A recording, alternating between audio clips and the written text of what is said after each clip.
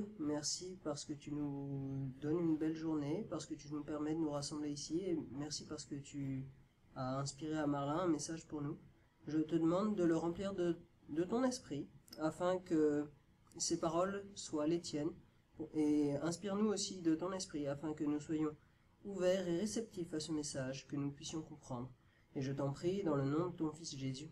Amen. Amen. Amen. Merci. Bonjour à tous. J'espère que vous passez un agréable moment depuis votre arrivée ici au camp de l'Arche. En tout cas, le Seigneur est bon puisqu'il nous a permis déjà d'avoir un premier message avec notre frère Alain hier soir et qui a été très édifiant. Nous remercions le Seigneur de nous avoir permis justement de prendre part à ce merveilleux message que Dieu a inspiré à Alain. Et ce matin, moi, je vais aborder ce thème, comme vous avez pu le voir, la nécessité de la croix. Et on pourrait se poser la question, pourquoi la croix? Et on aurait pu aussi avoir plusieurs interrogations qui pourraient nous venir à l'esprit. Pourquoi Jésus est-il mort sur une croix? Ou pas autre chose? Qu'est-ce que symbolise cette croix? Pourquoi fallait-il qu'il passe par la mort sur la croix? Ou bien plein d'autres choses. On aurait pu se poser aussi tout ce type de questions. Mais ce matin, nous allons, chers frères et sœurs, allons simplement aborder le pourquoi, la nécessité. Et le pourquoi, peut-être que je ne vais rien vous apprendre ce matin, mais le pourquoi, premièrement, c'est parce qu'il nous a aimé le premier. C'est parce qu'il nous a aimé le premier. Dans 1 Jean, au chapitre 4 et le verset 19, il nous est dit, pour nous, nous l'aimons parce qu'il nous a aimé le premier. Et cet amour que Dieu a envers nous est un amour éternel. Dans Jérémie 31, verset 3, il nous est dit, de loin, l'Éternel m'est apparu et m'a dit, je t'ai aimé d'un amour éternel. Et c'est pourquoi j'ai prolongé envers toi ma bonté. Et cet amour que Dieu a envers nous qui est éternel nous montre que le caractère de Dieu est amour et miséricorde. Le caractère de notre Dieu est amour et miséricorde.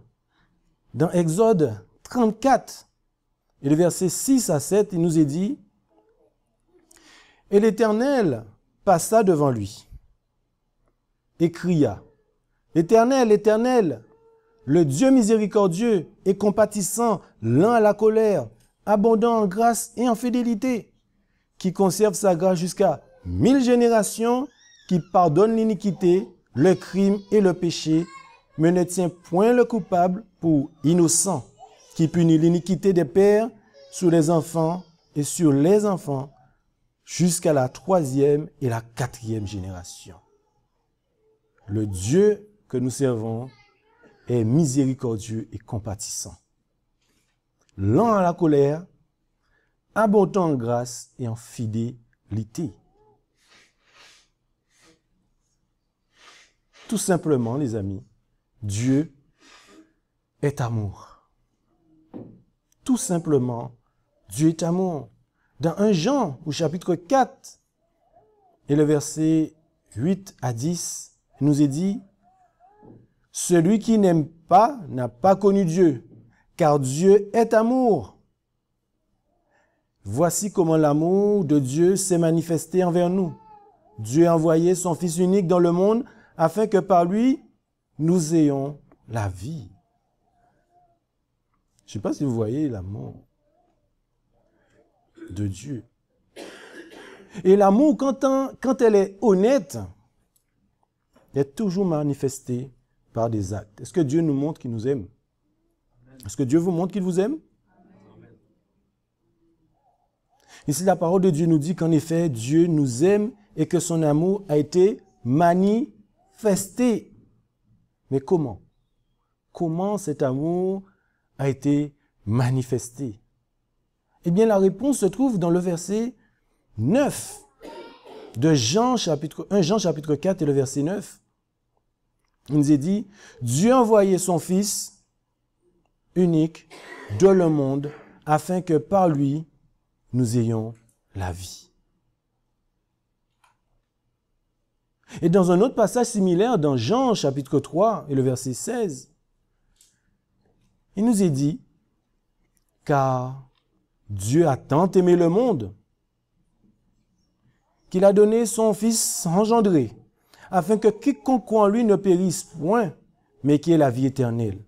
Dieu, en effet, n'a pas envoyé son Fils dans le monde pour qu'il juge le monde, mais pour que le monde soit jugé, soit sauvé par lui. Et comme nous le disons ci-dessous, l'amour implique toujours des actes de donner. Et Dieu, pour aucune autre raison que son amour pour nous, alla jusqu'à donner son Fils pour qu'il meure pour nous, afin qu'en croyant en lui, nous ayons la vie éternelle. L'amour de Dieu. Dieu a consenti à sacrifier son unique engendré.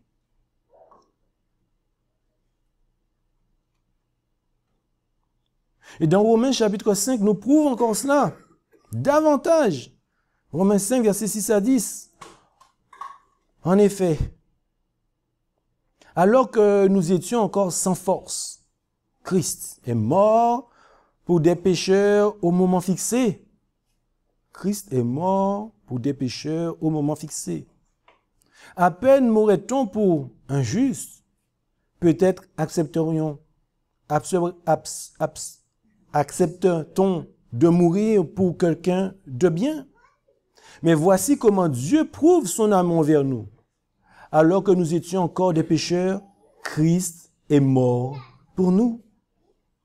Et puisque nous sommes maintenant considérés comme justes grâce à son sang, nous serons à bien plus forte raison sauvés par lui de la colère de Dieu. En effet, si nous avons été réconciliés avec Dieu grâce à la mort de son Fils, lorsque nous étions ses ennemis, nous serons à bien plus forte raison sauvés par sa vie maintenant que nous sommes réconciliés. Amen. Voyons la phrase, les amis, d'un peu plus près. Dieu prouve son amour pour nous. Et comment Dieu prouve-t-il son amour pour nous? Il n'a pas seulement donné son Fils pour nous, mais il l'a donné quand nous étions toujours des pécheurs, des impies, ne méritons aucun sacrifice. L'amour de Dieu.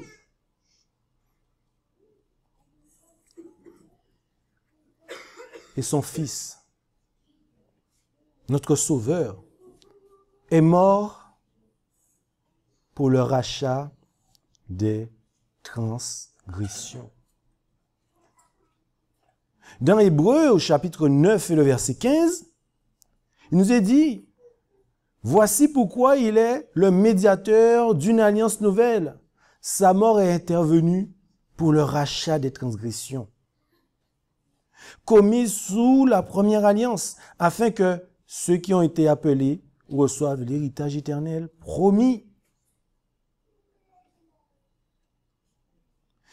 Il est mort aussi pour nous et à cause de nos péchés.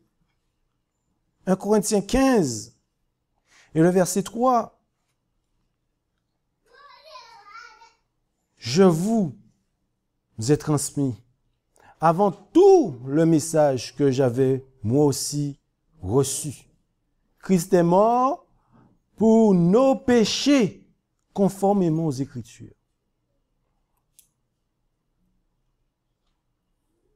Romains 4, verset 25. Lui qui a été donné à cause de nos fautes et qui est ressuscité à cause de notre justification. C'est fort, les amis, ce que nous sommes en train de lire. C'est puissant.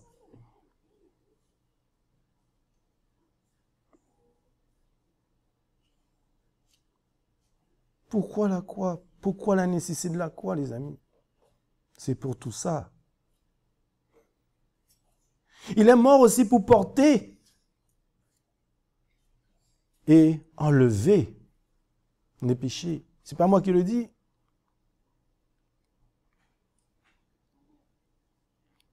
Juste dans Hébreux 9, verset 28, de même, Christ s'est offert une seule fois pour porter les péchés de beaucoup d'hommes. Puis, il apparaîtra une seconde fois sans rapport avec le péché à ceux qui l'attendent pour leur salut. Et dans 1 Pierre 2, verset 24, lui, qui a lui-même porté nos péchés dans son corps à la croix, afin que, libérés du péché, nous vivions pour la justice.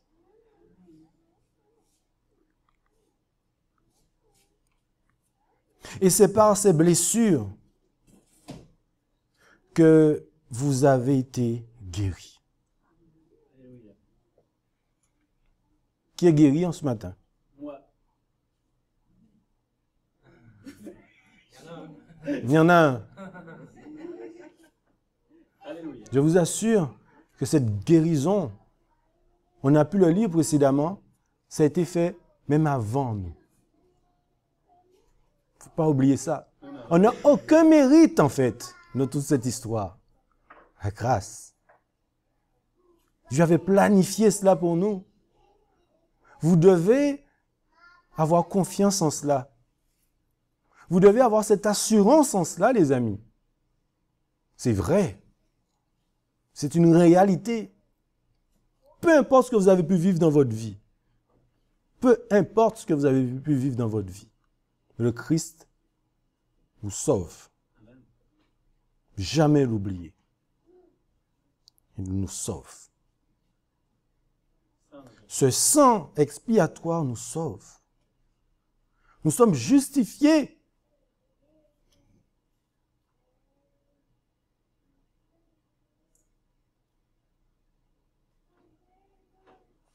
J'aimerais relire une portion d'une histoire que vous connaissez certainement, qui se trouve dans le 4e livre de Moïse, Nombre au chapitre 21. Nombre au chapitre 21, et nous allons lire à partir du verset 1. Quand les Cananéens, Ouadarad, qui habitaient le Midi, apprit qu'Israël venait par le chemin des espions, il combattit contre Israël et il emmena des prisonniers. Verset 2. Alors Israël fit un vœu à l'Éternel et dit, « Si tu livres ce peuple entre mes mains, je vouerai ces villes à l'interdit. » Verset 3. Et l'Éternel exauça la voix d'Israël et livra les Cananéens. On les voua à l'interdit, eux et leurs villes, et on nomma le lieu Horma, extermination. Puis, ils partirent de la montagne de Hor, dans la direction de la mer Rouge, pour faire le tour du pays d'Édom. Et le peuple perdit courage en chemin. Vous avez vu ce qui s'est passé juste au début de la lecture. Ils ont demandé. Dieu a répondu. Dieu a répondu. Que se passe-t-il?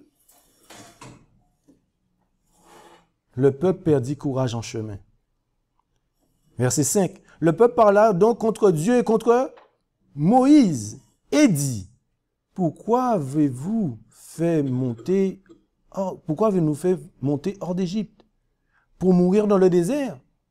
Car il n'y a point de pain ni d'eau et notre âme est dégoûté de ce pain misérable. Wow!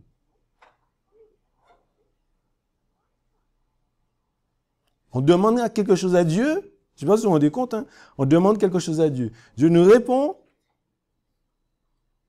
et à la fin, on se détourne de Dieu. Vous pensez que ça peut nous arriver? Poursuivons. Verset 6. Et l'Éternel envoya parmi le peuple des serpents brûlants, qui mordirent le peuple en sorte qu'un grand nombre d'Israélites moururent. Alors le peuple vint vers Moïse et dit, nous avons péché, car nous avons parlé contre l'Éternel et contre toi. Prie l'Éternel pour qu'il éloigne de nous les serpents. Et Moïse pria pour le peuple. Moïse est bon, hein? Moïse pria pour le peuple. Et l'Éternel dit à Moïse, fais-toi un serpent brûlant et mets-le sur une perche. Et il arrivera que quiconque sera mordu, il le regardera, sera guéri. Verset 9. Moïse fit donc un serpent d'airain et le mit sur une perche. Et il arriva que, quand le serpent avait mordu un homme, il regardait le serpent d'airain et il était guéri. Ici, le symbole du serpent élevé, les amis, nous fait comprendre la mission du Sauveur. Alors que les enfants d'Israël mouraient de la morsure des serpents venimeux, Dieu dit à Moïse de faire un serpent d'airain et de l'exposer à la vue de l'assemblée. Et ensuite, on fit savoir dans tout le camp que quiconque regarderait le serpent vivrait. On savait bien que le serpent, les amis, est-ce que vous pensez que le serpent pouvait faire quelque chose pour les Israélites? Non. On savait bien que le serpent n'avait en lui-même aucun pouvoir de sauver. Ce n'était qu'un symbole du Christ. Et de même que l'image reproduisant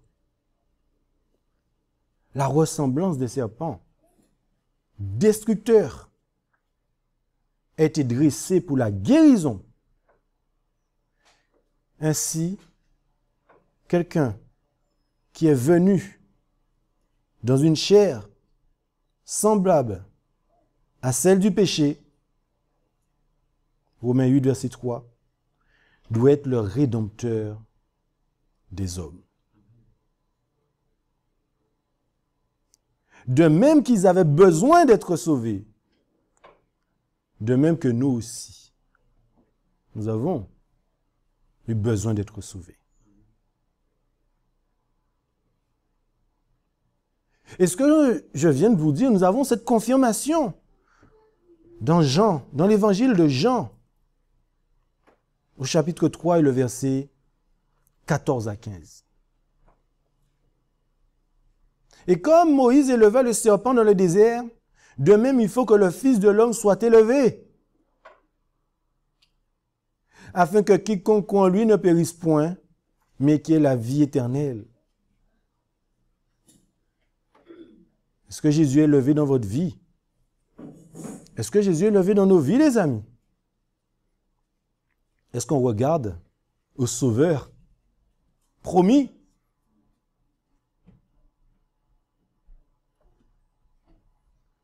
Oui, car Jésus est le chemin, la vérité et la vie. Il n'y a pas de salut hors de Jésus-Christ. Il est le seul médiateur pour l'homme, les amis. Ce Christ a vaincu le péché. Il n'y a pas de vie éternelle hors de Jésus.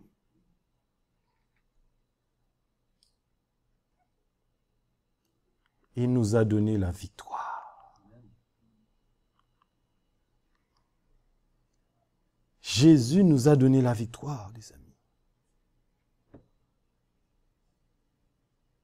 Avec assurance. Parce que Dieu nous a aimés le premier. Qu'est-ce qu'on peut faire pour être sauvé? Est-ce que vous pensez qu'on peut faire des choses pour être sauvé, les amis? Dieu avait tout mis en place pour cela. Son amour débordant pour nous, c'est extraordinaire. Hein? Pécheurs que nous sommes, Dieu a consenti à mettre tout cela en place pour nous sauver. Si ce n'est pas de l'amour, je ne sais pas ce que ça peut être. Mais Dieu est amour et il nous le démontre, il nous l'a démontré tous les jours. Et c'est pour cela que nous sommes ici, en fait, aussi.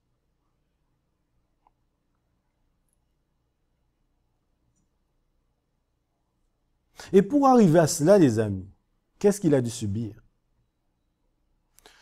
Pour nous accorder cette place, cette vie éternelle qu'il a été nous préparer. Matthieu, chapitre 27. Le gouverneur prit la parole et leur dit, « Lequel des deux voulez-vous que je vous relâche ?» Ils répondirent, « Barabbas. » Pilate répliqua, « Que ferai-je donc de Jésus qu'on appelle le Christ ?» Tous répondirent, « Qu'il soit crucifié. » « Mais quel mal a-t-il fait ?» dit le gouverneur.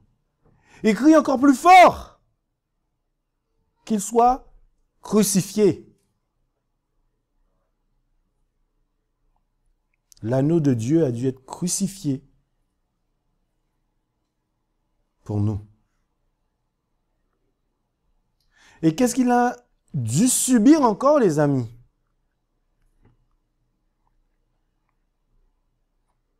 Dans Marc, chapitre 14, le verset 65. Et quelques-uns se mirent à cracher sur lui, à lui voiler le visage et à le frapper à coups de poing, en lui disant, « Devine !» Et les serviteurs le reçurent en lui donnant des soufflets. Notre Sauveur a dû vivre ça pour nous.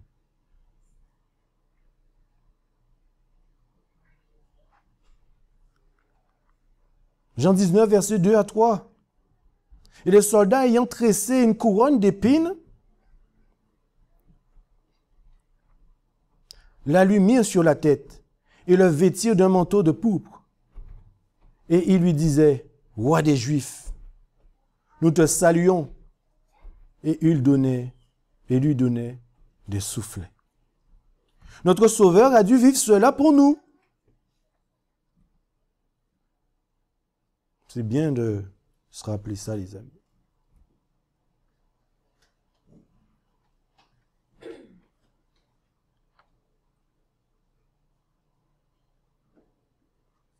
Et en plus de cela, la Bible nous dit qu'il a été fait malédiction.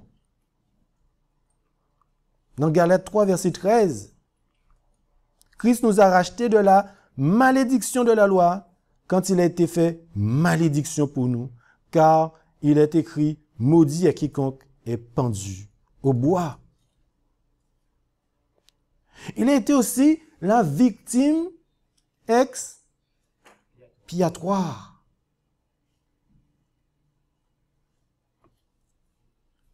Un Jean, chapitre 2, verset 2.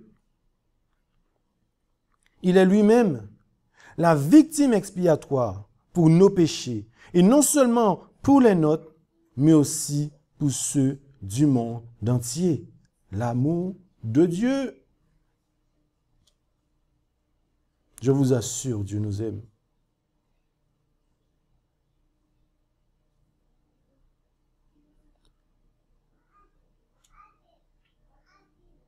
On a vu qu'il a été victime expiatoire.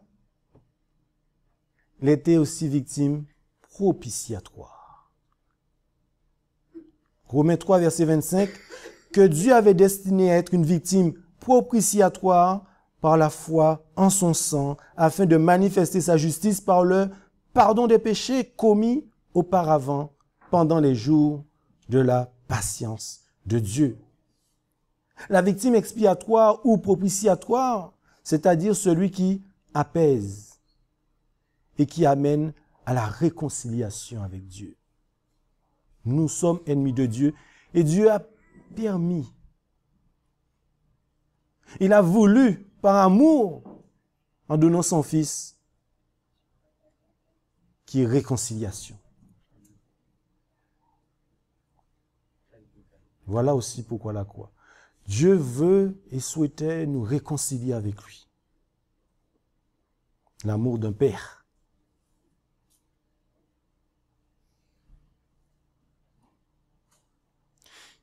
Il a été aussi, tout ça pour nous, humilié. Ésaïe, chapitre 53, versets 3 à 5. Méprisé, délaissé des hommes, homme de douleur et connaissant la souffrance, comme un homme devant qui on se couvre le visage, si méprisé que nous n'en faisions aucun cas. Cependant, il a porté nos maladies et il s'est chargé de nos douleurs. Et nous pensons qu'il était frappé de Dieu, battu et affligé. Mais il était meurtri pour nos péchés et frappé pour nos iniquités. Le châtiment qui nous apporte la paix est tombé sur lui. Et par sa meurtrissure, nous avons la guérison. C'est pour ça que je vous ai demandé, est-ce que vous êtes guéri? Oui, vous pouvez dire que vous êtes guéri.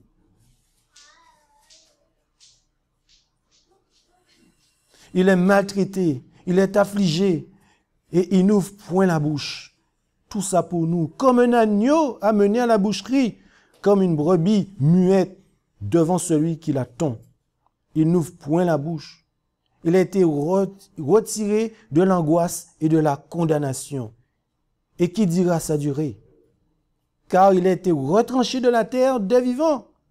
Il a été frappé pour le péché de mon peuple. L'amour de Dieu. Dieu nous aime. Moi, j'ai cette assurance, les amis. Et je souhaite que vous ayez cette assurance. Il nous démontre cela. Combien de péripéties que nous pouvons avoir dans nos vies. Toutes sortes de difficultés. Notre enfance, etc. Des blessures incroyables. Et je suis sûr que nous avons tous des témoignages. Que Dieu est intervenu dans nos vies. Et que Dieu nous a fait grâce. Dieu nous a montré son amour.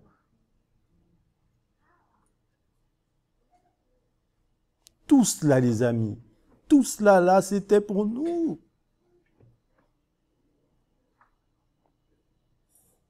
Est-ce que c'est des actes, ce qui s'est passé? Ce sont des actes. C'est du concret. Et pour arriver à tout cela, les amis, il a dû être obéissant.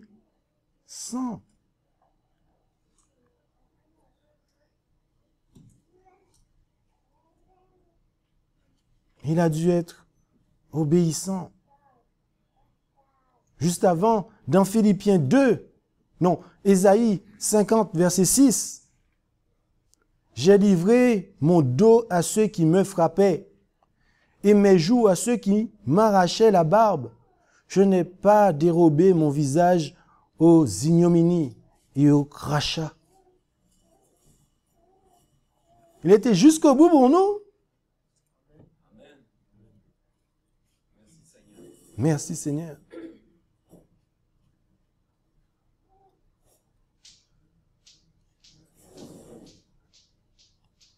Il a dû apprendre l'obéissance. Philippiens, chapitre 2, verset 8. Et revêtu de la figure d'homme, il s'est abaissé lui-même en se rendant obéissant jusqu'à la mort, même jusqu'à la mort de la croix.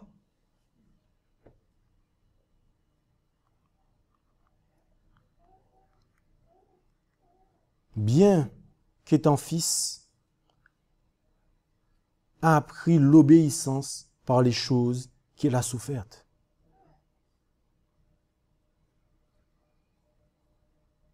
Et grâce à cette obéissance, les amis,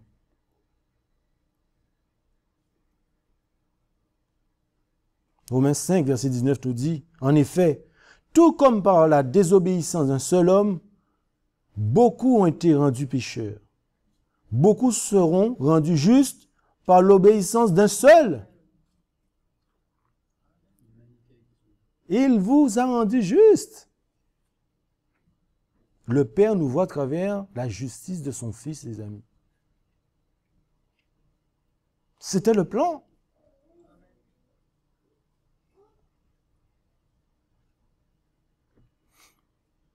Le verset 18 nous dit ainsi donc, comme par une seule offense, la condamnation atteint tous les hommes, de même par un seul acte de justice, la justification qui donne la vie s'étend à tous les hommes. Grâce à un seul, l'unique engendré.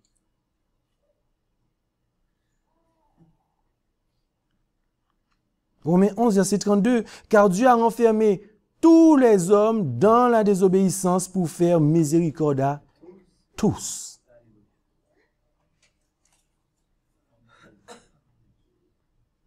Donc nous voyons à travers tout cela, les amis, Dieu veut vraiment nous accorder la vie éternelle. Il le veut vraiment. Hein? Absolument.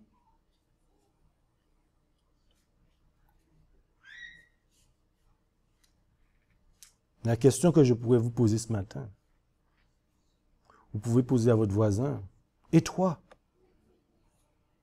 Et nous? Est-ce que nous sommes déjà, des amis, posés la question, qu'est-ce que nous devons faire pour avoir la vie éternelle? Il y a quelqu'un dans la Bible qui a posé cette question. Dans Acte 16, versets 29 à 30. Alors le geôlier, ayant demandé de la lumière, entra précipitamment et se jeta tout tremblant aux pieds de Paul et de Silas. Il les fit sortir et dit, « Seigneur, que faut-il fasse pour être sauvé ?»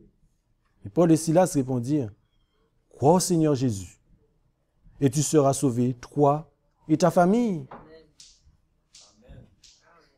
Crois. On doit croire tout cet amour-là. C'est ça, en fait. Malgré tout ce qu'on peut vivre, nous devons croire que Dieu veut vraiment nous sauver. Il a tout mis en place pour ça. Vous devez avoir aucun doute. Oui, car la vie éternelle, les amis, c'est de connaître Jésus-Christ. La vie éternelle, c'est de suivre Jésus-Christ. La vie éternelle, c'est Jésus-Christ qui vit en nous. Colossiens 1, verset 27. Christ en vous, l'espérance de la gloire. Oui, Jésus veut faire sa demeure, les amis, en nous, afin de nous rendre parfaits. Et comment? On dit, mais Marlin, comment? En lui laissant toute la place dans notre vie. La prière. Une connexion comme lui-même avait avec son Père.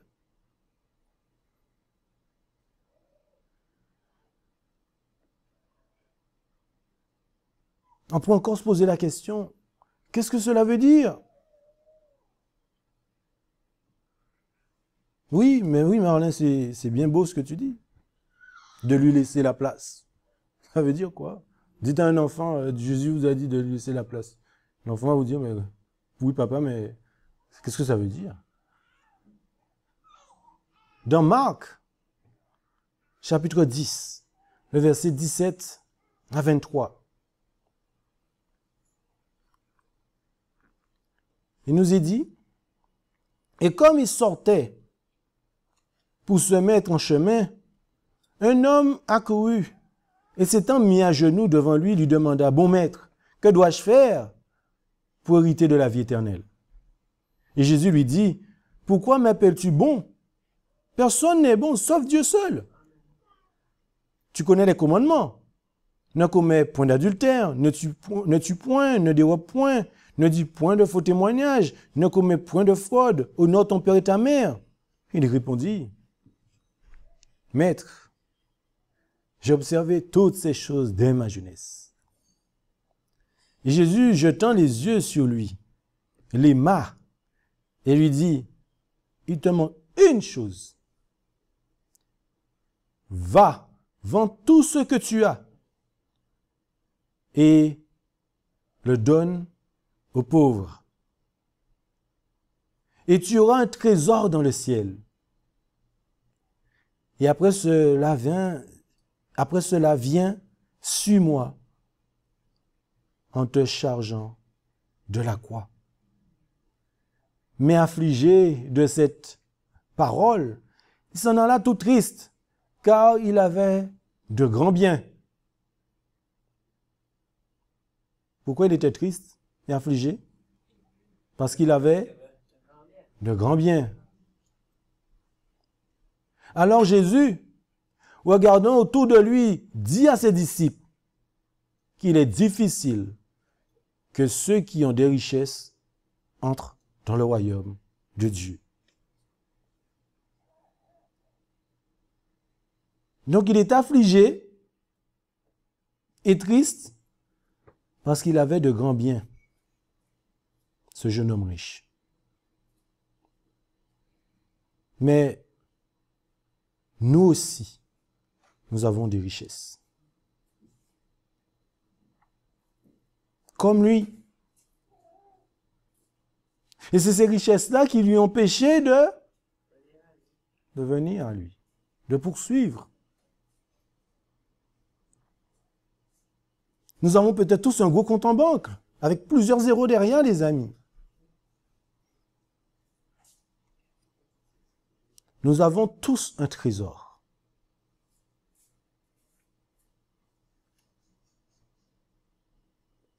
De quoi pensez-vous que je parle? Lorsque je dis nous avons tous un trésor. Dans le cas de figure de l'homme riche, il avait des trésors. Nous aussi, nous avons des trésors. Et qu'est-ce qui nous empêcherait?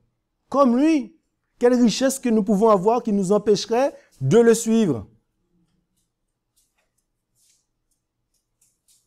Comment on pourrait le dire? On a Jésus. On a l'amour de Dieu. Ben non, en fait. Non, les amis. Je parle de ce trésor dont il est dit dans la parole de Dieu. Est-ce que vous vous rappelez, lorsqu'il est fait mention de trésor, qu'est-ce que la parole de Dieu nous dit? Dans Matthieu, chapitre 6, verset 21,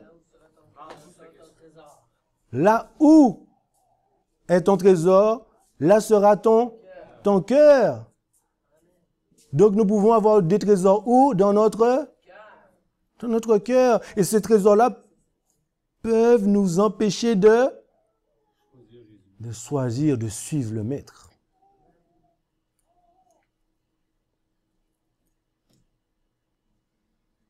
Quel trésor! Quel trésor avons-nous qui est dur à lâcher? De même que le jeune homme riche. Avons-nous une chose, un trait de caractère pour lequel nous disons, c'est comme ça que je suis?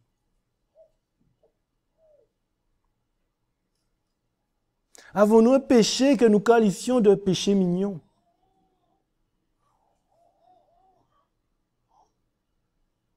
Avons-nous une faiblesse que nous défendons comme c'est mon petit plaisir? Il faut bien se faire plaisir.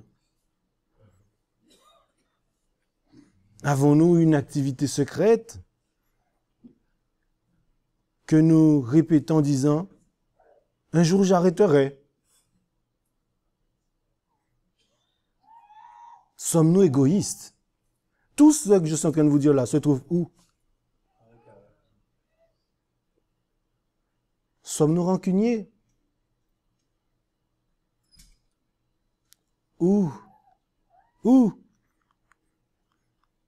Dans Galates 5, verset 26, avons-nous la charité, la joie, la paix, la patience, la bonté, l'amour du bien, la fidélité, la douceur, la tempérance?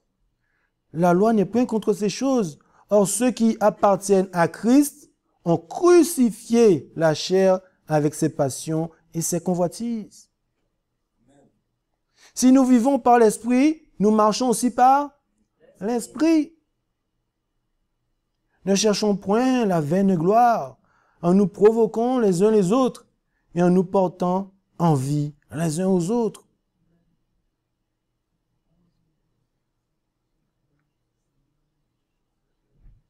Dieu, les amis,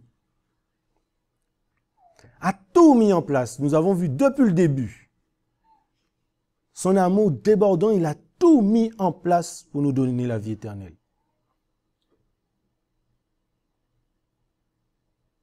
Jésus frappe à la porte de notre cœur, les amis. Il souhaite que là où il est, où il sera, que nous y soyons aussi. Il revient?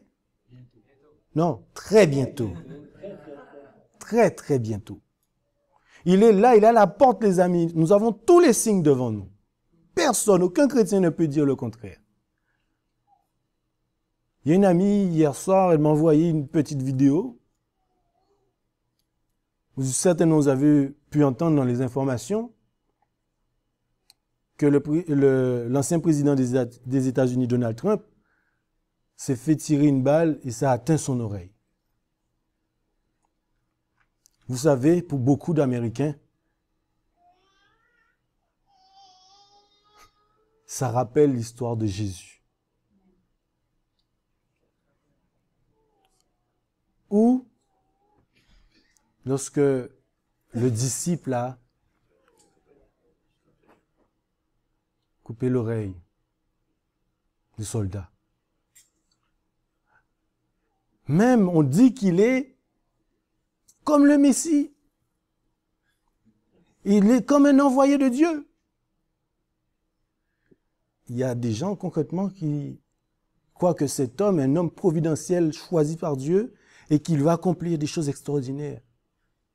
Ça va très loin de ce qui s'est passé la semaine dernière, les amis, concernant cet événement. Et on sait tous que le hasard n'existe pas. Nous rentrons dans une période de l'histoire extraordinaire. Nous allons voir ce que la Bible dit que nous n'avons pas encore vu. Et tout cela va se passer et se passe devant nos yeux.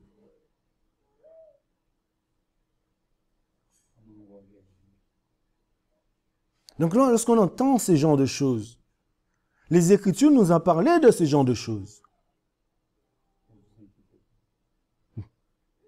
On vous dira, Jésus est par-ci et par-là. il y a des gens même qui se font déjà passer pour le Christ depuis des années. Mais ces choses-là vont s'amplifier. Donc cela nous montre la proximité de la venue du Christ, puisque les Écritures nous disent, lorsque vous verrez ces choses, sachez que de délivrance est proche. Donc dans son amour, Dieu nous montre les choses pour que nous puissions être prêts pour ce retour merveilleux de notre Seigneur Jésus sur les nuées des cieux.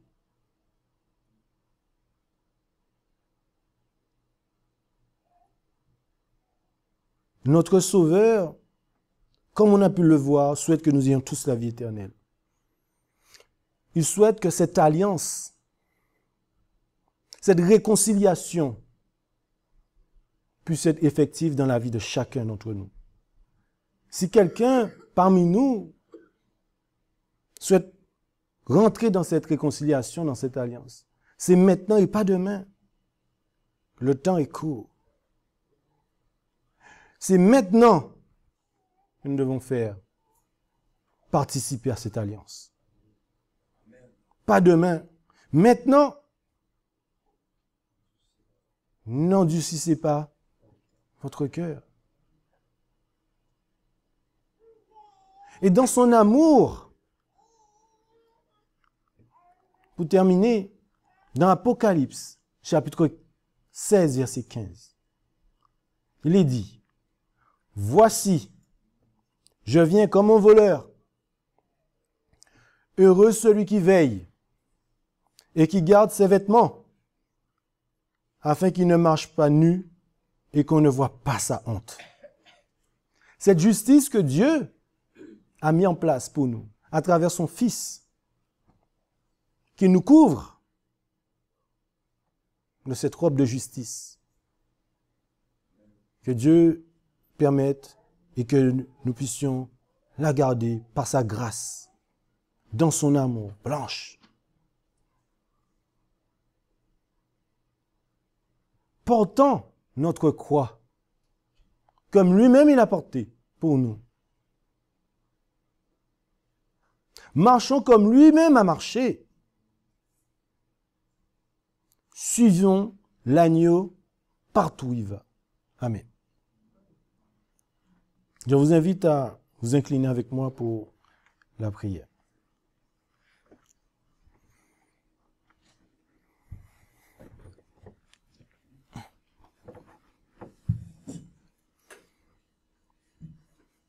Tendre Père Céleste, te disons merci infiniment pour ce rappel de ton amour débordant envers nous. Tu nous as aimés le premier. Tu as tout mis en place que nous puissions être sauvés d'avoir la vie éternelle en ton Fils Jésus. Père éternel, aie pitié de nous. Car parfois, Seigneur, nous n'empruntons pas le bon chemin. Parfois, Seigneur, nous oublions, car nous sommes des êtres oublieux, comme les Israélites. Toutes les fois où tu as voyé tes anges qui volent à notre secours, pour nous sortir de tout piège. Tu nous montres continuellement ta grâce, matin, midi et soir, 24 heures sur 24, 7 jours sur 7. Seigneur Dieu, notre roi, Père, pardonne-nous. Pardonne-nous pour notre incrédulité par moments, Seigneur. Seigneur, tu connais toutes nos épreuves. Tu connais tous nos soucis. Et nous savons que tu les connais. Seigneur, augmente notre foi. Nous t'en supplions. Augmente notre foi. Nous avons tant besoin d'avoir la foi de Jésus. Et en Jésus, ton Fils. Père éternel, je te prie pour mes frères et sœurs. Ou ceux qui ne sont pas encore entrés pleinement dans cette alliance. Qui ne sont peut-être pas passés par les eaux du baptême. Seigneur, nous voyons les temps sont courts. C'est maintenant. L'heure est grave. Tu nous montres tous les signes de l'avènement de ton Fils. Seigneur, comme cette personne qui disait que Jérusalem allait détruire, avertissant, avertissant. Mais nous savons qu'aucun chrétien n'est mort dans Jérusalem. Permets-nous d'entendre ta voix, Seigneur. Permets-nous d'entendre ta voix et de mettre en pratique de suite tout ce que tu nous recommandes. Car nous savons que tu nous aimes et tu nous dis tout concourt au bien de ceux qui aiment Dieu. Tout concourt au bien de ceux qui aiment Dieu. Nous t'aimons, Seigneur, nous voulons faire ta volonté, mais nous savons que de nous-mêmes cela est impossible. Viens, pénètre notre cœur, Père éternel, par ton esprit, afin que nous puissions marcher en nouveauté de vie. Merci pour ta grâce et tes bénédictions. Touche le cœur, nos cœurs. Permets-nous de regarder à cette croix. Permets-nous de regarder à notre Sauveur Jésus, qui est à Golgotha, qui a dû subir les crachats, qui a été frappé, qui a été moqué et qui a été tué. Il a été jusqu'au bout pour nous. Merci Père éternel d'avoir donné la force à ton Fils afin d'accomplir ce plan de la rédemption. Merci encore pour ton amour débordant. Merci pour toute ta miséricorde.